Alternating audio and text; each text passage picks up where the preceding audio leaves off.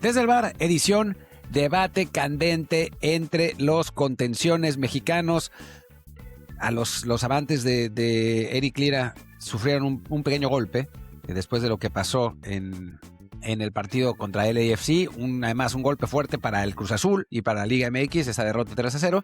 Yo diría que no saltemos a dar conclusiones porque ya vimos lo que pasó en la jornada anterior, donde Tigres iba a quedar fuera contra el Cincinnati y resulta que no, donde Toluca iba a quedar fuera contra el San Diego FC y resulta que no, así que pianito, hablaremos de Conca Champions y después hablaremos del torneo menor, que es la Champions League, donde el Real Madrid ahora sí se metió en un problema. En fin, yo soy Martín del Palacio y me acompaña Luis Herrera. ¿Qué tal, Martín? Barra del bar, barra de Patreon, en patreon.com/desde el bar POD, donde esta vez sí nos dejaron un montón de comentarios que van a dar para estirar un poco el episodio. No mucho, porque queremos acabar rápido. Sé que siempre lo decimos, pero hoy es un día en el cual, sin dar nombres, uno de los otros dos se quiere a tomar el sol porque está el día poca madre, y el otro tiene una junta, así que igual tenemos que irnos pronto. Pero bueno, como siempre les digo, mándenos saludos, preguntas, comentarios, lo que ustedes quieran en Apple Podcasts, Spotify, YouTube, y la que se les antoje, que de hecho hoy es episodio completo abierto, así que ya saben, manden saludos, suscríbanse y como decía, comentarios del día que son un montón, ya se los perdí, dice David Santamaría. Saludos a Martín, que tiene muchísima paciencia con las interacciones de Twitter. Este fin de semana vi que un día se le echaron encima los fans de Chivas diciéndole que está haciendo campaña a favor de Jair Dular y literalmente un día después los de otros equipos lo acusaran de hacer campaña a favor de tal titular. Qué estresante que cualquier cosa positiva que diga siempre venga con respuestas de aficionados diciéndole vendido y muchas gentilezas. Un triste reflejo de lo que somos como sociedad dividida y violenta en todos los temas. Amén. Amén. Sí, la verdad es que tiene razón. Es de plano, el asunto es que no se puede hablar de nada, porque cuando hables de lo que hables, te tiran calabaza para un lado o para el otro, ¿no? Y como la gente ya se acostumbró tanto a los periodifans, entonces, pues sí, los aficionados de Chivas, para ellos, quien no hable bien de Chivas todo el tiempo, entonces es un hater. O sea, alguien nos escribía, creo que a Ramón y a mí, creo que no eras tú, del 0 al 10, ¿qué tan hater eres de Chivas? Y yo, la neta, 0. O sea, me burlo de sus aficionados locos, pero 0, no tengo nada contra Chivas, no tengo nada contra nadie. O sea, cuando era niño odiaba a la América, así de odiarlo. Pero ya a estas alturas, cuando trabajas en esto y como funciona la cosa, pues no, uno no odia a nadie, ¿no? O sea, le voy a Pumas y me da gusto que gane, pero tampoco es que cambie mi vida, ni mucho menos. Y no, creo que eso no me ciega pues, denunciar los problemas cuando los hay, ¿no? O sea, me parece que Luis está en la misma que yo. Exacto, no hay que ver a nadie. Vaya, si Crozas y Faitelson no se odian, ya ven que ya se andaban otra vez abrazando Seguro. y besando en las redes el otro día, pues ¿por qué vamos a odiar a los clubes? Sí, evidentemente hay algunos con los que tenemos rivalidad deportiva, llámese la selección de Estados Unidos, en mi caso, bueno, los dos, el América, pero sí ya con el paso de los tiempos ese odio se convierte más en pues, respeto profesional y ganas de que les deje de ir bien, pero ya no es un Por odio favor. deportivo. Quizá en su día, no sé, al Real Madrid, que puede ser muy castrante, pero bueno, uno se muda a Barcelona y ve que también los fans de ahí son una pesadilla. Entonces, no, pues no puedo odiar a Lo tantos, son. ¿no? Posiblemente es que pierdan los dos. En fin, otro comentario, este es de Miguel Rosales Legorreta, perdón. Dice, felicidades a Luis por su regla. Se refiere a la del fuera de juego. No otra. En todo caso, estoy feliz por la regla de otra, no por mi Algo regla. te saben, Exacto. algo te Sí, saben. soy feliz cuando llega esa regla, pero no la mía. En fin. Y dice, se le veía ebulliciente. Voy a tener que buscar en el diccionario qué significa esa palabra, porque a lo mejor me la acaba de mentar y no lo sé. Como la de Carlos Albert que dice, es que Maradona es un pendenciario. Mira.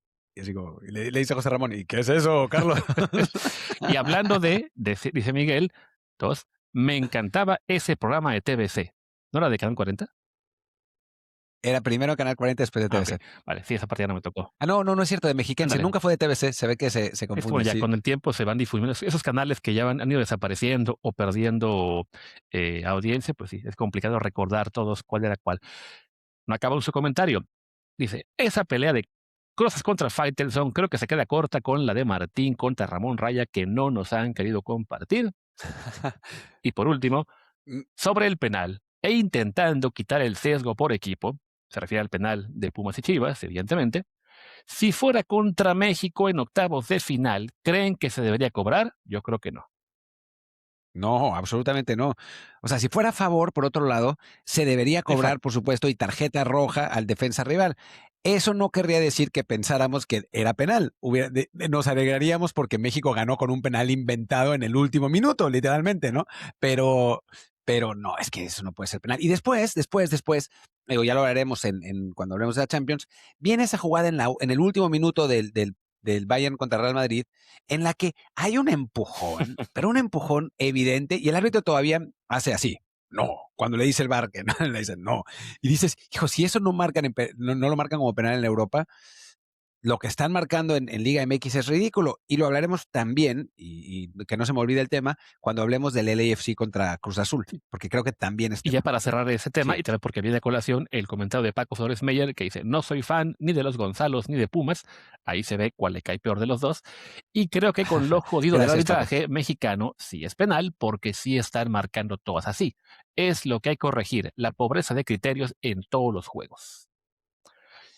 Puede Sí, ser, puede ser, es que puede eso, ¿no? ser. Que Yo sí digo, creo. yo la Ajá, verdad dale. creo que no era penal, pero admito, pues sí, que siendo yo fan de Pumas, que además nos quita la oportunidad de ganar en Guadalajara, donde nunca lo hacemos, pues puede ser que parte de mi razonamiento esté muy influido por a qué equipo le voy y se me olvida lo que menciona Francisco, ¿no? Que en el fútbol mexicano en particular, no en el resto del mundo o en la mayoría del resto del mundo, se es muy tiquismiquis, se busca cualquier resquicio para decir esto es falta, hay que cobrarla, en lugar de dejar jugar como se hace en Europa o Sudamérica.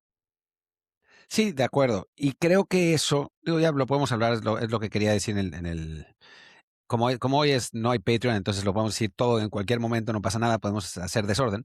Eh, Eso creo que nos va a pasar factura en el Mundial. Sobre todo, obviamente, con los jugadores de Liga Ujú. MX, ¿no? Porque en el partido de ayer, el de Cruz Azul contra el AFC, hay varias jugadas en las que los celestes se tiran o chocan y se caen y esperan como que les marquen la falta y nadie marca nada y entonces eso los deja en desventaja. Y creo que en el arbitraje internacional, o sea, en la Liga MX se marca mucho más ese tipo de jugadas Sí. tiquismiquis, por ponerlo así, que en el arbitraje internacional, ¿no? Me tocó narrar el lunes el partido de Milan contra Napoli con Ramón Raya. Y ese partido, la verdad es que estuvo muy bueno, sobre todo el primer tiempo. Y el segundo aflojó y después terminó ganando el Napoli 1-0. Santi tuvo una buena jugada con un rebate de cabeza. Pero bueno, el caso es que en el primer tiempo creo que se marcaron 3 faltas en Ujú. total. Y en el fútbol mexicano se hubieran marcado 25. Sí, es eso, es un fútbol mexicano que por alguna razón es súper estricto. Supongo que también tiene que ver un poco con esta pugna que hay siempre por quedarse con la comisión de arbitraje y entonces los que están a cargo consideran que la mejor forma de demostrar que merecen seguir a cargo es, ¿no?, que se marque todo, ¿no? Que seamos súper estrictos y no, lo ideal sería eso, ¿no? Tener más criterio, saber cuándo dejar jugar, saber cuándo dejar que el VAR, o más bien, no decir el VAR, que el VAR no rearbitre la jugada, y porque tenemos un fútbol en el cual se marca todo, cuando salimos nos sorprende porque entonces creemos que nos están acuchillando porque no se marcó una falta a favor, y también eso, ¿no? El tema del VAR, que ahí sí no es exclusivo del fútbol mexicano, también pasa en Europa, también pasa en la NFL, que Sí, sí. las repeticiones se están haciendo excesivas. Pero bueno, hablabas del Cruz Azul, creo que ya lo puse en pantalla, pues hay que decir que se llevaron una buena tranquiza del LAFC, no voy a dar nombres, pero un amigo nuestro estaba muy contento en nuestro chat ese de Insiders Expertos, diciendo que así yo les dije que el LAFC tenía un equipazo y pues está en peligro la máquina. A ver, también me lo decía alguien que trabaja también para el MLS. Esa persona del chat trabaja para el MLS y otra persona que trabaja para el MLS, que es Toma Papa, nos decía que el LAFC era un equipazo. Se ve que es un buen equipo, claramente, ¿no? Después de haber superado como superó a Cruz Azul, porque además Cruz Azul tuvo varias oportunidades para acercarse, hay que decirlo, ¿no? Pero también hay que decir que el 3-0 cae, creo que el tercero cae el 55, una cosa así, el 60 máximo, ya no me acuerdo exactamente. Y entonces, quiere decir que lo que normalmente sucede en estos casos, muchas de esas oportunidades de Cruz Azul fueron ya con la ventaja del equipo angelino que buscaba finiquitar el partido al final, ¿no? Es obviamente un mal resultado para Cruz Azul. Yo, insisto, no creo que sea definitivo porque ya lo hemos visto en otras circunstancias, en este mismo torneo, que cuando los equipos del MLS van a México se derrumban por completo, aunque sí creo que va a ser complicado porque este LAFC me parece que es un equipo mucho más serio que los otros que perdieron, Sí, ¿no? estoy poniendo en pantalla, no sé si se va a alcanzar a ver, ya que de verdad el resumen no se pudo cargar. YouTube es una porquería y también mi internet, supuestamente Alemania es un país de primer ¿Quieres que lo mundo. ponga yo? No, déjalo así, tampoco queremos que se estire eso demasiado. Yo estoy en pantalla, Ok. está en la canchita el tema de los disparos de Cruz Azul, que tuvo 10 en la segunda mitad y prácticamente todos fueron después del tercer gol. Hablamos de que hay uno de Dita al 52, el 3-0 cae al 58 de David Martínez Morales, que me ha metido el segundo, y después Palavecino, Barragán, Ibáñez, Rotondi, Barragán otra vez, Ibáñez, Paradela, Romero, Rotondi. 9 disparos de la máquina, con el partido ya 3-0 abajo. Entonces, sí, una situación que evidentemente, si hubieran marcado uno, además por el tema del gol de visitante, que importa mucho, y que si bien Tigres logró solventarlo con aquel 5-1 que le metió a Cincinnati, pues eso, ¿no? Si el LAFC es un mejor equipo, si tiene a un jugadorazo como es Son, que todavía le queda un poco de fútbol en las piernas, pues la cosa se complica más para la máquina, que además la ventaja de la altura será un poco menos por tener que jugar en Puebla. Sí, exacto, ¿no? No es lo mismo que jugar pues en el DF, en el estadio en el que juegue Cruz Azul, cualquiera que este sea. Sí, yo creo que están, o sea, creo que lo más probable es que queden afuera, ¿no? Esta vez sí me parece que va a ser complicado. No lo daría por sentado porque lo hemos visto antes. Y creo que el tema del que todo el mundo habló fue cómo expusieron a Eric Lira, ¿no? En el partido, ¿no? El mediocampista celeste que jugó como líbero, que lo hace comúnmente en Cruz Azul, y quedó muy expuesto por la velocidad de este Chico Martínez, que la verdad pues no sé qué tan bueno vaya a llegar a ser, pero tiene muy buena pinta, 20 años venezolano, muy rápido. Se vio muy bien contra Lira, lo dejó viendo visiones en el segundo, no ya no me acuerdo si fue el segundo o el tercer gol, en el que lo deja atrás y Lira se queda en el suelo al final. Y después Wanga le hace un túnel. O sea, no se vio bien Lira, y creo que mostró algo de lo que ya habíamos hablado nosotros en el análisis de los partidos de la selección mexicana, que es físicamente y a nivel velocidad está un paso atrás, ¿no? O sea, no es suficiente, o sea, es muy intenso, o sea, va y busca y corre todas, etcétera, pero le falta esa envergadura que no tendrá nunca porque pues, no le da la altura para pelear esos balones, y esa velocidad que tampoco la va a tener nunca porque no se puede trabajar, una cosa así, ¿no? Entonces, sí vuelve el debate sobre quién debe ser el contención titular en México. Muchas veces, sobre todo por la influencia de los superanalistas, se dice, es que Lira tiene mejor salida de balón, es mucho mejor que Edson. Y de nuevo se equivocan las prioridades. Un mediocampista defensivo, como su nombre lo indica, lo primero que tiene que hacer es defender, ¿no? Y para eso el físico y la velocidad es más importante que el manejo de Sí. balón, ¿no? Es eso, ¿no? Es las prioridades para un medio de contención, sobre todo como juega México, es defender, es recuperar, es destruir si es necesario, es ser eficaz en el juego aéreo. Evidentemente, en el balón parado es esencial. En todo eso, Edson Álvarez es mejor. Que Eric Lira es un todoterreno que se la pasa corriendo de un lado todo el partido y que muerde y que presiona y que tiene a lo mejor un poco mejor toque de balón, puede ser cierto, pero no son las características que le hacen esencial para el equipo mexicano. Sí, cuando juega, le ha tocado hacer buenos partidos. También recordemos, con la selección mexicana, casi todo es en CONCACAF. Algún partido bueno tuvo, sí, ¿cuál fue el de Portugal? No creo que le fue un poquito mejor. Sí. Pero igual tuvo un error en la salida que por poco nos cuesta un gol, y me parece que hubo un par de jugadas en las que, y lo mencioné después del partido, no es que esté inventando Ujú. nada ahora a posteriori, en el que estuvo 2 pasos tarde, ¿no? Que no llegaba a tiempo a las coberturas. Sí, tío, y de hecho, aquí, bueno, el algoritmo de SofaScore no es tan duro con él, porque al no llegar, pues no hay registro Ya. estadístico de que de lo que pasó. Pero sí, fue un partido en el cual así que se le vieron las costuras.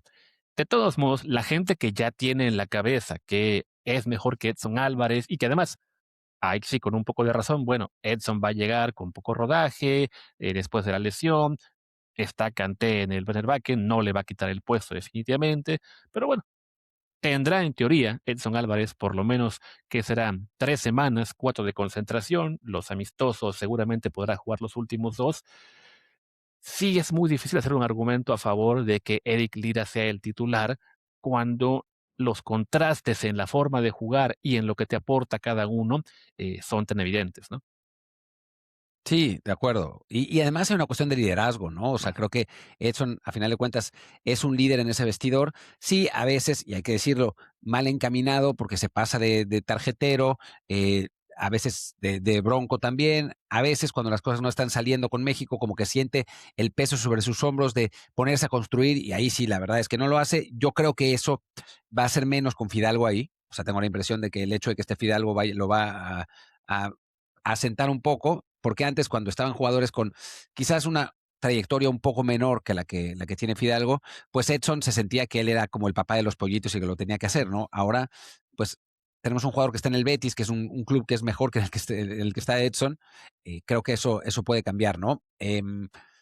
Sí, y yo es lo que tenía una discusión con Julio Rodríguez, un tuitero que tiene muchos seguidores, en la que yo decía, que Edson, al final de cuentas, va a ser titular en el Mundial. Y mucha gente se va a enojar y va a decir, es que cómo puede ser, pero es por lo que estamos hablando, ¿no? Y los superanalistas han insistido mucho en la salida de balón y eso, pero los técnicos no lo ven Ujú, así, ¿no? Por algo, la mayor parte de los contenciones en el mundo, o sea, salvo que tengas a Sergio Busquets, exacto. que era un crack en las dos cosas, tienen primero características defensivas, no ofensivas. Exacto. Digo, es esta forma de ver el fútbol que de repente sí se enamora mucho del tener buen toque, de tener salida, de poder construir desde atrás. Y eso suena muy padre cuando tienes cierto nivel que es tan alto que compensa a lo mejor alguna carencia defensiva, ¿no?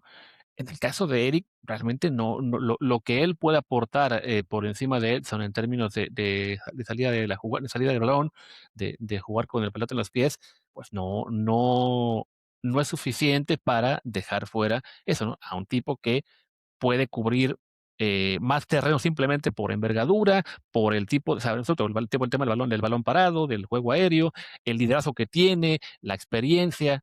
Sí, en algunas ocasiones eso le ha jugado en contra, pero también uno piensa, bueno, la madurez que va adquiriendo, ya va a ser su tercer mundial, es algo que no se puede dejar de lado, ¿no? Sí, exacto. No, y es un líder realmente, ¿no? Es verdad, no ha tenido el mejor de los años. eh, no pareció un error irse al Fenerbahce, al principio estaba jugando bastante, pero cuando llega N'Golo Kanté y se lesiona él Ujú. al mismo tiempo, la verdad es que eso le juega en contra. También está Guendouzi ahí, que ese me parecería menos peligroso, pero está, ¿no? Pero Kanté sí es un muy buen jugador y tiene además una enorme trayectoria, sigue jugando en la selección de Francia, así que bueno, eso te dice el nivel que tiene el campeón del mundo, porque además lo es, ¿no? Además siendo importante en ese título en 2018, campeón y subcampeón.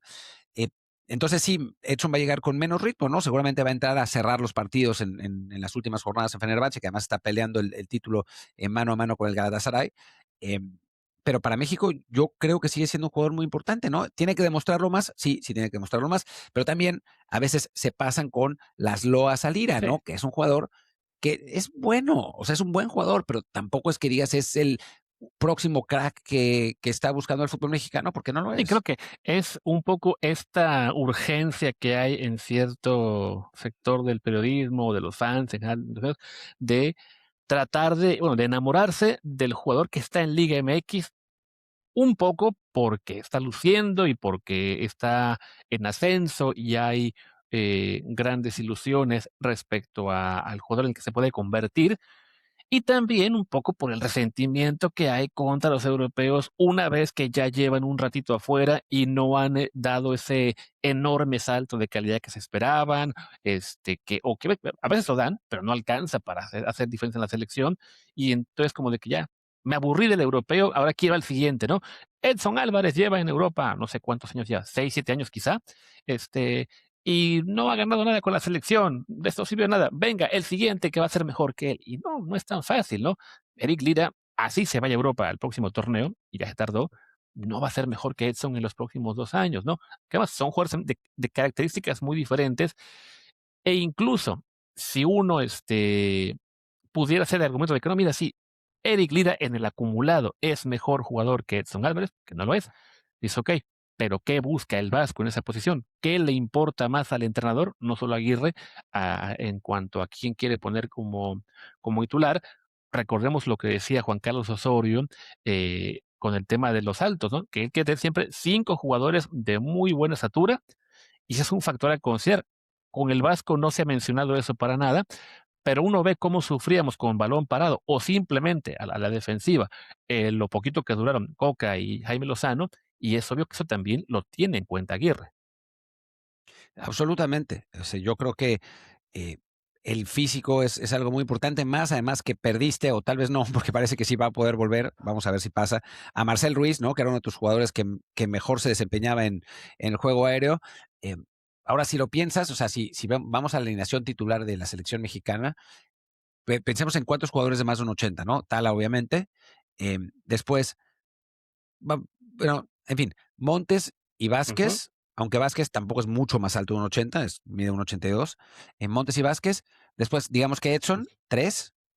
De los mediocampistas, no sé si Gutiérrez pasa en un 80, si lo pasa será por muy poquito, pero Fidalgo no. Em, Después, Raúl, 4.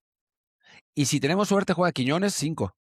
Sí. Pero ya eso es todo lo que tenemos. Brian mide 1,78, Ahí está. Julián No, entonces no. Quiñones mide 1,80 cerrados.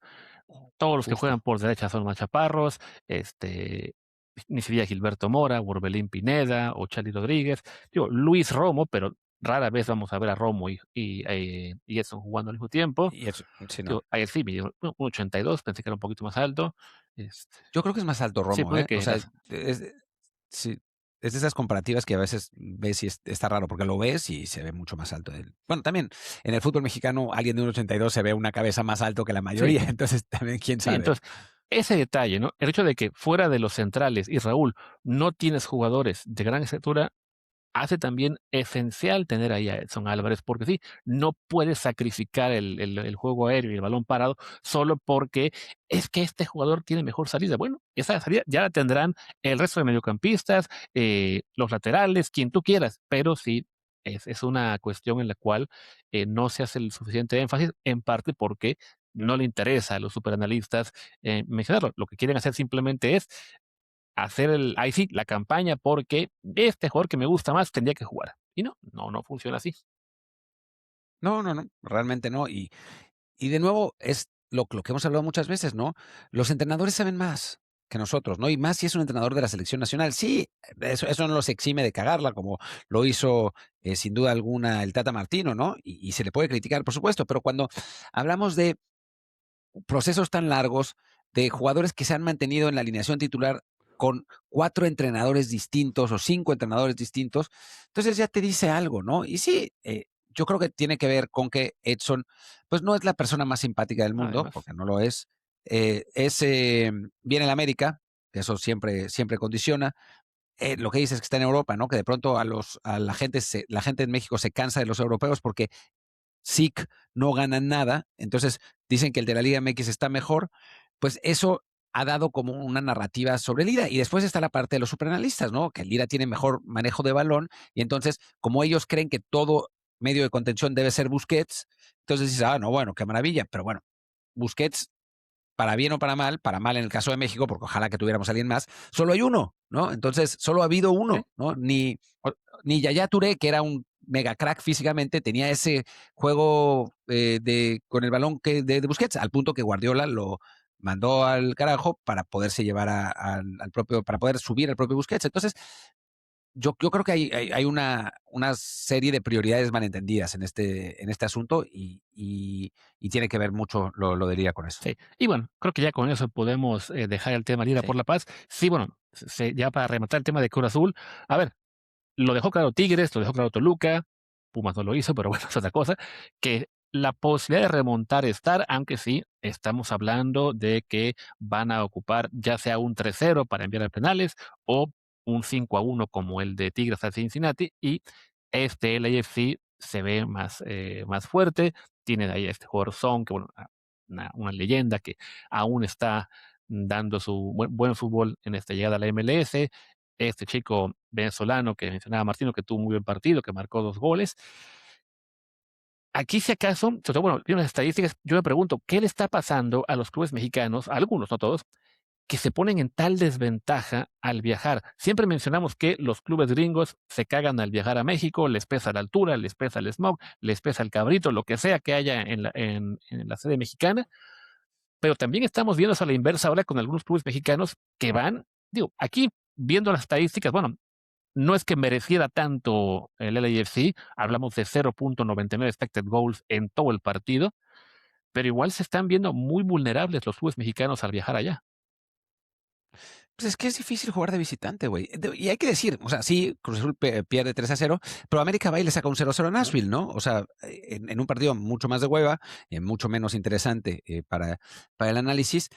Que, ojo, el Inter Miami también le sacó un 0-0 a Nashville en Miami, en Nashville, y terminó perdiendo por el empate en Miami. No se descarta que el equipo estadounidense no saca el resultado tampoco, ¿no? Pero normalmente, cuando los equipos mexicanos empatan allá, terminan ganando en casa, Sí. ¿no? Entonces, sí, o sea, jugar de visitante, por algo la Leagues Cup es lo que es, Ujú. porque jugar de visitante es difícil, ¿no? Y si tienes que jugar 4 o 5 partidos seguidos de visitante sin que haya visita recíproca, pues seguramente vas a terminar perdiendo. Sí, digo, en este caso, bueno, sí, el América, como señalas, ya pasé la pantalla de su partido, rescata el 0-0 sí, sin hacer gran cosa. Aquí sí merecía más el Nashville, pero no logra concretar. América, al mantener el 0-0, pues sí, ya le basta ganar en casa para avanzar. Tendrá sí el peligro del empate con goles, como le pasó ya en su día a Pumas, le pasó en su día a los Regios, al cerrar de locales, pero sí, apunta a que en esta serie el América logre avanzar ante un Nashville que es un equipo sólido en lo que es en la escala MLS, pero sí, no tiene las grandes figuras que pueden fichar clubes como el LAFC, como el Inter de Miami, aunque recordemos, justo son ellos quienes echan al Inter Miami. Sí, exactamente. No parecería, ¿no? Y ojo que el América está mucho más en crisis que Cruz Azul, Ujú. ¿no? Pero sí, le tocó un rival más débil, el rival más débil. Y, y pues sacó ventaja de esa situación y seguramente va a finiquitar en la vuelta, ¿no? Vamos a ver qué pasa en los partidos de hoy, porque los mexicanos van a tener que sacar buenas ventajas para no tener que ir a sufrir a Estados Unidos, donde ya vemos que se sufre, Aunque ¿no? ojo, aquí es al revés. Ahora le toca a Toluca y Tigres ser locales primero. Entonces, Por eso, ah, ya, lo que digo es que tienen que sacar buena ya, ventaja ya, en sí, sí, sí, casa cierto. para no tener que ir a sufrir a Estados Unidos en la vuelta, porque en Estados Unidos se Sí, sufre. aparte que en principio los mexicanos saben manejar mejor las ventajas, que es lo que sufren los equipos estadounidenses cuando llegan de repente con 2-3-0 a favor y de todos modos acaban dejando ir la eliminatoria. Es raro que un equipo mexicano, después de ganar en casa la ida, acabe siendo eliminado. También porque, por lo general, ha tocado que los mexicanos cierran en casa. Es muy. Son pocas las series que se definen en solo estadounidense. Aquí sí va a ser el caso con el Toluca Galaxy y el Tigres contra Seattle, que se disputan esta noche, si no me equivoco, es a las 7 el Tigres Seattle de México y a las 9 el Toluca Galaxy. Pero bueno, Martín, creo que ya podemos ir dejando atrás la Conca Champions. Mañana platicaremos rápido de esos marcadores de Toluca y Tigres. Y vámonos a lo que fue el fútbol del pueblo, ¿no? El fútbol no tan elevado como es el de la Champions League. ¡La Champions! Sí, la verdad, un buen partido el Bayern contra Real Madrid.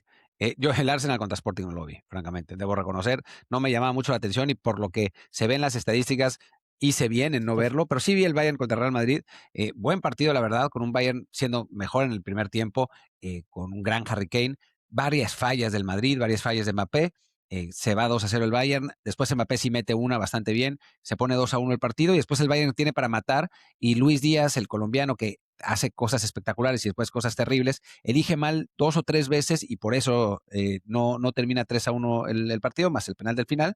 Pero sí, parece que el Bayern empieza a encaminar la serie y uno se pregunta también cómo puede ser que el Real Madrid eh, de esos partidos a veces en casa, ¿no? Con los jugadores que tiene, francamente sí, el Bayern es un muy buen equipo, pero si vemos el plantel del Madrid, a ver, no le pide realmente mucho. Sí, si acaso es que es un plantel un poco desbalanceado, además, en esta ocasión sin Courtois, uno de sus grandes referentes, pilar de la defensa, evidentemente, entonces sí, se vio vulnerable ante un Bayern Múnich, que es un equipazo también, quizá mejor trabajado, no quizá, mejor trabajado en general, que está arrasando además en la Bundesliga. Entonces, se puede concentrar en la Champions League con, pues sí, con mayor holgura, sin tener que estar pensando en la carrera con el rival por el título. El Madrid, en cambio, ya otra vez se volvió a caer en la Liga Española. Ya se ve complicado que sean campeones.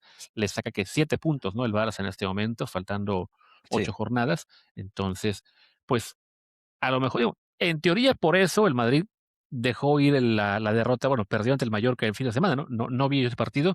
Supongo que ahí también se reservó un poco el Madrid en términos de estrellas, pero bueno, no le alcanzó. Y sí, el Bayern en el primer tiempo fue muy superior y, como dices, pues ya encamina la eliminatoria. Aquí recordemos, en este torneo no hay gol de visitante, entonces al Madrid le bastaría el 1-0 para enviar a tiempos extra y luego penales. Sí, exactamente. A ver, ir a ganar a la Alianza Arena no está Ujú. fácil, ¿no? Sea como sea, es una de las canchas más difíciles de Europa contra un Bayern Múnich que sí tiene un montón de talento. Y este debate es interesante, ¿no? Porque deben haber jugado 2 de los 3 mejores jugadores del mundo, ¿no?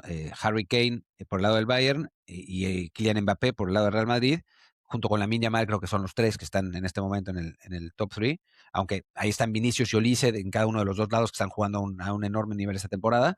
Eh, y estamos hablando de eso, ¿no? O sea, planteles que en ataque son muy poderosos, en defensa un poco menos, con técnicos que tampoco es que sean muy laureados, ¿no? O sea, Arbeloa, que entró de bombero y que no lo está haciendo muy bien en Madrid, y Vincent Kompany, que es un técnico que apenas recibe sus primeras oportunidades en Múnich y que además iba vestido como vagabundo, estaba muy divertido el atuendo que traía Kompany en el partido. Eh, entonces, yo insisto, o sea, para mí es un desastre el partido del Madrid, Sí. ¿no? Para el equipo que tiene, no tendrías que haber perdido así con el Bayern, porque eso, pudieron haber perdido 3 o 4-1 por las opciones del final, aunque es verdad que sí fallaron unas cuantas también ellos. Te iba a decir que, no, Martín, no, es como que Harry Kane de los 3 mejores del mundo. Pero bueno, en términos de la temporada, sí hay que decir que anda realmente muy bien. Sus números, pues, sí, de lo mejor de su vida, probablemente. Ya es su mayor cuota goleadora, creo, 49 goles totales. Sí, ningún año estuvo cerca de esto. Y le quedan partidos. En la Champions, su calificación de Sofascore también es altísima. Creo que en general su promedio de esta temporada es el más alto de su vida. O sea que es candidato al Balón de Oro este año. Sí, absolutamente. O sea, a mí también me parecía raro. Yo debo reconocer que eso de que Harry Kane pudiera ser uno de los mejores jugadores del mundo, se lo escuché, no, se lo leí a alguien en Twitter hace un par de meses, Sí, ¿no? Y yo pensé, no mames, qué ridículo. Y me pasó lo mismo que a sí. ti. Me puse a ver con atención, vi los partidos, vi las estadísticas y dije, ok, Sí, pues puede ser. También porque estamos en una época de recambio exacto. generacional, ¿no? O sea, estamos hablando de que, o sea, no hay Messi, ni Cristiano, ni Iniesta, ni Xavi, etcétera, ¿no? Pero Kane está muy bien, la verdad es que está jugando muy bien. Lamentablemente, digo, también con el Tottenham siempre jugó muy Sí, bien, no se le puede reclamar nada. y que además, vaya, Dime. puede ser el mejor de este año como lo fue Dembélé la temporada pasada, ¿no? Que Pero me parece más completo que claro, a lo Dembélé, que güey, voy a eso, ¿no? mucho De más que completo que Dembélé. Dembélé, nadie va a argumentar que él es uno de los 3 mejores de esta generación. Simplemente se reconoce que tuvo un año espectacular la temporada pasada, que fue el mejor jugador del mejor equipo, el que ganó la Champions, el que se llevó también, creo, el premio al mejor jugador del torneo, por tanto, también se llevó el Balón de Oro y el premio de FIFA de Best. Esa temporada ya sus registros han regresado a lo que ha sido la media de su, bueno, más arriba de la media, porque tuvo varios años flojitos, pero sí, ya son mucho más terrenales. Nadie considera a Dembélé otra vez candidato al Balón de Oro, siendo aún, claro, un muy buen jugador. Harry Kane, pues sí, siempre se le consideró un delantero de élite, lastrado, claro, por no ganar nunca ningún título, ni con Tottenham, ni con Inglaterra. Por fin, ahora ya con el Bayern, después de ese primer año de maldición, en el cual tampoco ganó nada, pues ya están dominando, van a llevarse todo en Alemania, evidentemente, sus registros son espectaculares. Igual, nadie va a decir que Harry Kane es uno de los 3 mejores jugadores de esta generación, pero sí se va a poder argumentar que este año está entre los 3 mejores, junto con Mbappé y Lamine Yamal. Probablemente tenga mejores chances que Mbappé, solo considerando la temporada de club, aunque claro, al final todo lo va a decidir quién de los 3, si es que alguno de los 3 se lleva la Copa del Mundo.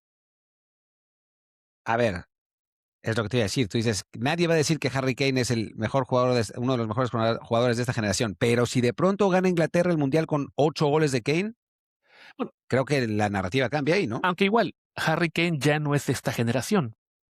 Ok, Eso sí. bueno, de la No, generación no, pero eso pasada, voy. pues sí. Y de la suya, pues ya, tío, es que la suya está ahí intermedia entre Messi y Cristiano, que se extendieron demasiado. O sea, a él le tocó que su generación todavía fue pues avasallada por Messi y Cristiano en sus últimos años. Él es un poco como esos tenistas que, no sé, como, ¿cómo se llama este? Zverev, que le tocó todo el Grand Prime de Djokovic y Nadal, y ahora le toca el Grand Prime de Sinner y de Y Alcaraz, Alcaraz. y nunca puede ser él el que gane, pues a Harry Kane le tocó eso, ¿no? Todavía que en sus primeros años Cristiano y Messi dominaran, y ahora, pues sí, ya emergieron Mbappé y Lamine Yamal, entonces difícilmente se le considera ahora un referente histórico, aunque sí, como dices, si se llega a dar que este año gane la Champions y el Mundial, o simplemente el Mundial, sí, la forma de verlo cambia. Sí, absolutamente. Creo que bueno, no, nos lo va a decir todo en un mundial que además es uno de los más abiertos en los últimos años. No, no hay un favorito realmente claro, más allá de que España y Francia estén por encima. Pues ahí está Inglaterra, ahí está Argentina, ahí está Portugal. O sea, creo que hay buenas posibilidades y Harry Kane podría hacerlo, ¿no? Está, la verdad es que en un gran momento y tiene buenos compañeros, ¿no? Saka, Rice, Bellingham, Sí. etcétera. Y bueno, decíamos, ¿no? El Madrid, bueno, el Bayern más bien, encamina esta serie. En la otra, que sí, yo dejé el partido, me lo puse en la oficina un ratito mientras estaba cerrando unas cosas. Entonces, sin poner mucha atención, sí notaba que no estaba pasando gran cosa en el Arsenal contra Sporting de Lisboa. Al final, pues como era de esperarse, el Arsenal se lleva la ventaja. Así, con un gol ya al final, en tiempo de compensación, gol de Kai Havertz, y es otro que parece tener pie y medio en la siguiente ronda, ¿no? Sí, yo, por lo que estaba leyendo y eso, estaba parejo el partido, ¿no? Era como para 0-0, pero al final el talento suele decantar esos partidos pues está claro que la calidad está del lado del Sí, Arsenal, ¿no? Más que el Sporting.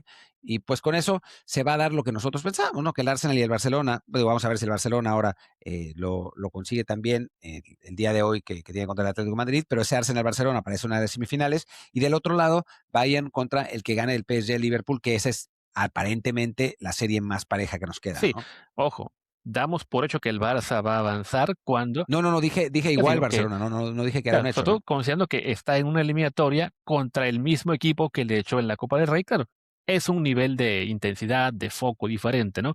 El Madrid, bueno, el Atlético aprovechó muy bien que el Barça inició dormido en el primer tiempo de esa semifinal de ida. Sí se ve complicado que repitan la obra en esta Champions.